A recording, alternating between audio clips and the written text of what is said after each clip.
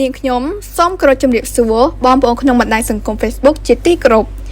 ថ្ងៃនេះនាងខ្ញុំសូមអានទស្សនបទទស្សនៈអ្នកច្បាប់និងការស្នើសុំឲ្យមានវិសោធនកម្មរបស់ឯកឧត្តមផាន់វណ្ណរតន៍ដែលឯកឧត្តមបានបង្ហោះនៅលើកណនី Facebook របស់ឯកឧត្តមដែលមានខ្លឹមសារថាអន្តៈស័យគ្មានសាច់ប្រាក់មកជាសោកនាដកម្មសហគ្រិនដែលមានខ្លឹមសារដើមទាំងស្រុងដូចតទៅអត្ថបទទី21វគ្គ2ការឈឺចាប់ពីការធ្លាក់ចុះនៃសេដ្ឋកិច្ចវាមិនមែនបញ្ចប់ត្រឹមតែការបាត់បង់លំហូរសាច់ប្រាក់ឬការបិទទ្វារអាជីវកម្មនោះឡើយ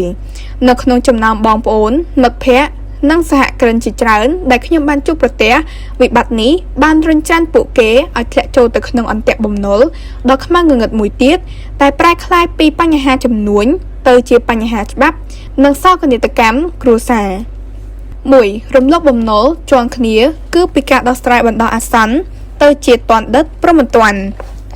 នៅពេលអាជីវកម្មជួបវិបត្តិស្ទះលំហូរសាច់ប្រាក់សហគ្រិនភាគច្រើនតែងតែពុះពៀគ្រប់វិធីដើម្បីរក្សាដង្ហើមក្រុមហ៊ុនពួកគាត់ចាប់ផ្ដើមខ្ចីបុលពីគ្រប់ច្រកល្ហកដើម្បីយកមកបង្វិលនិងដោះស្រាយបញ្ហាចំពោះមុខប៉ុន្តែនៅពេលសេដ្ឋកិច្ចជារួមមិនងើបឡើងវិញការខាតបង់កាន់តែជ្រៅធ្វើឲ្យពួកគាត់កាន់តែទាល់ច្រកនៅក្នុងស្ថានភាពទន់ជ្រាយនេះម្ចាស់បំណុលភាគច្រើនបានបង្ខំឲ្យសហគ្រិនចេញសាច់តម្កល់ដើម្បីធ្វើជាវត្ថុធានាចុងក្រោយនៅពេលគ្មានលទ្ធភាពសងតាមការកំណត់ម្ចាស់បំណុលបានយកសាច់នោះទៅបើកលុយហើយនៅពេលគ្មានសាច់ប្រាក់ពួកគេក៏បានប្តឹងពីបទមិនបំពេញកាតព្វកិច្ចចំពោះឧបករណ៍ដែលអាចជួញដូរបានសាច់អត់សាច់ប្រាក់ដែលជាបទល្មើសព្រហ្មទណ្ឌនេះគឺជាការរងគ្រោះជាន់លើរងគ្រោះពីអ្នករកស៊ីខាតបង់ខ្លាចជាជនជាប់ចោទក្នុងរឿងក្តីព្រហ្មទណ្ឌ2សោកនាដកម្មរបស់មិត្តភ័ក្តិដែលជាមនុស្សល្អហើយត្រូវឃុំខ្លួនព្រោះដួលរំលំតាមដូមីណូរឿងដែលធ្វើឲ្យខ្ញុំខ្លោចចិត្តនិងឈឺចាប់បំផុតគឺរឿងរ៉ាវរបស់មិត្តភ័ក្តិម្នាក់គាត់ជាមនុស្សល្អណាស់ជាអ្នកមានចំណេះដឹងខ្ពង់ខ្ពស់ធ្លាប់បង្កើតមហាវិទ្យាល័យបណ្ដុះបណ្ដាលធនធានមនុស្សនិងចុងក្រោយបានបោះទុនវិនិយោគលើវិស័យអចលនទ្រព្យដោយបើកជាគម្រោងបូរីប៉ុន្តែអតិពលដូមីណូសេដ្ឋកិច្ចបានវាយប្រហារចំកណ្ដាលបេះដូងនៃអាជីវកម្មរបស់គាត់អ្នកទិញផ្ទះនៅក្នុងបូរីលែងមានលទ្ធភាពបង់លុយប្រចាំខែឲ្យគាត់នៅពេលលំហូរសាច់ប្រាក់ពីអតិថិជនត្រូវកាត់ផ្ដាច់ក្នុងនាមជាម្ចាស់បូរីគាត់ក៏លែងមានលទ្ធភាពបង់បន្តទៅឲ្យដៃគូនិងម្ចាស់បំណុលផ្សេងៗទៀតដែរដើម្បីទិញពេលវេលាដោះស្រាយគាត់ត្រូវបានគេបង្ខំឲ្យចេញសាច់តម្កល់ហើយចុងក្រោយគាត់ត្រូវគេប្តឹងផ្ដាល់រហូតត្រូវចាប់ដាក់ពន្ធនាគារអស់មួយឆ្នាំតើមនុស្សល្អមនុស្សដែលមានខួរក្បាលសហគ្រិនមានចំណេះដឹងនិងធ្លាប់បង្កើតផលប្រយោជន៍ជាច្រើនដល់សង្គមជាតិគួរតែមានវាសនាបញ្ចប់ជីវិតនៅក្នុងគុកដោយសារតែវិបត្តិសេដ្ឋកិច្ចដែលគាត់មិនមែនជាអ្នកបង្កើតឡើងបែបនេះឬ3វិភាគតាមផ្លូវច្បាប់អំពីអវត្តមាននៃធាតុអត្តនោម័តអចេតនាក្នុងនាមជាអ្នកច្បាប់ម្នាក់ខ្ញុំយកឃើញយ៉ាងច្បាស់ថា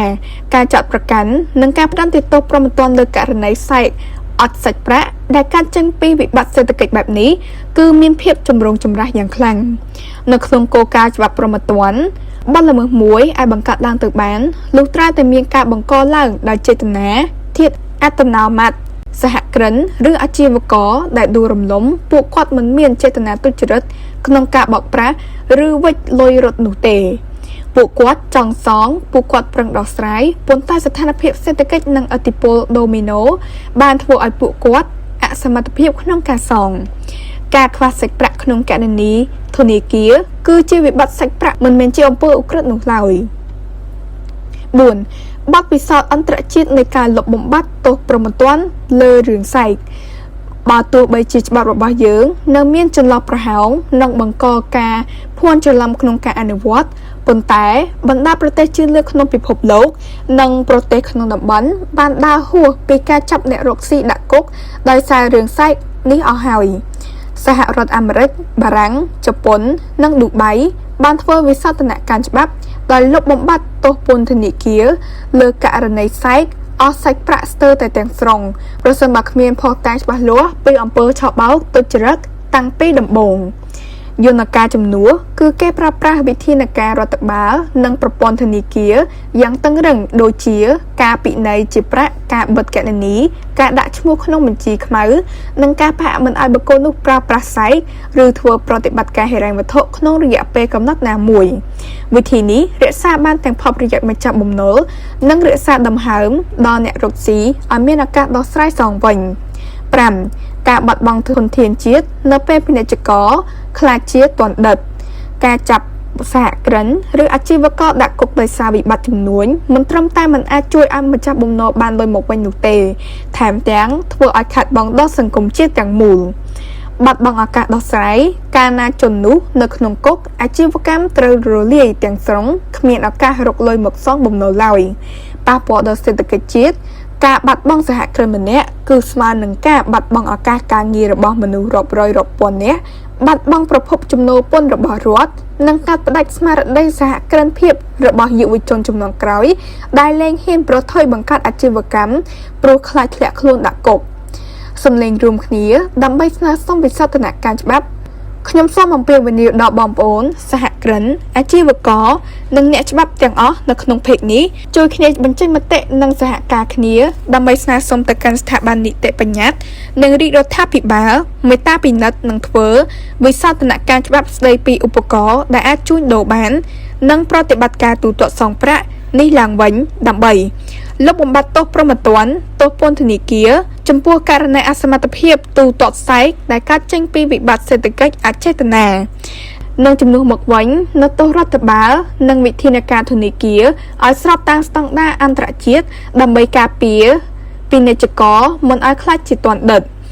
ចូលរួមពិភាក្សាជជែកវែកញែក 1. តើបងប្អូនយល់ស្របដែរឬទេថាការចាប់អ្នករកស៊ីដាក់គុកព្រោះរឿងសែកអត់សាច់ប្រាក់ក្នុងគ្រាវិបត្តិសេដ្ឋកិច្ចមិនមែនជាដំណោះស្រាយល្អ